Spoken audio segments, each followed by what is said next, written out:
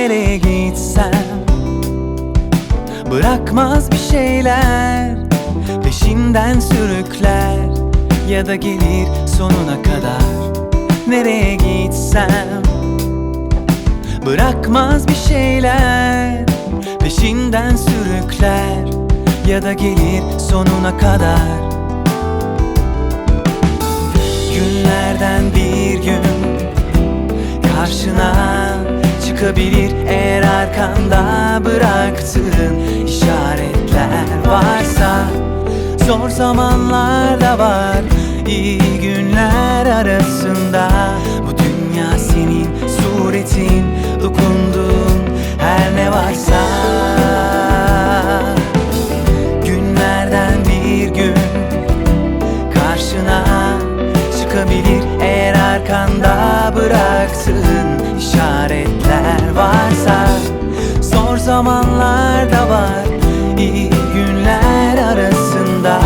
Bu dünya senin suretin, dokunduğun her ne varsa.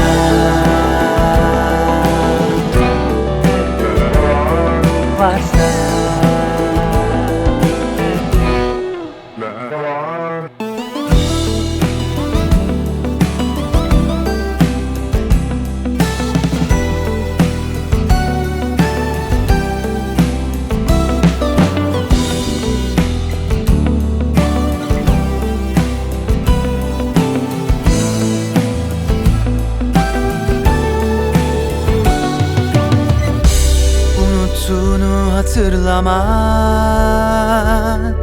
çok zor geliyor insana. Belki de her şey bir yanılgıdan ibaret.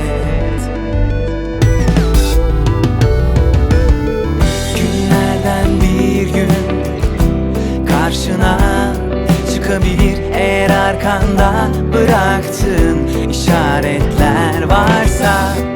Zor zamanlar da var, iyi günler arasında. Bu dünya senin suretin, dokunduğun her ne varsa. Günlerden bir gün karşına çıkabilir eğer arkanda bıraktığın işaret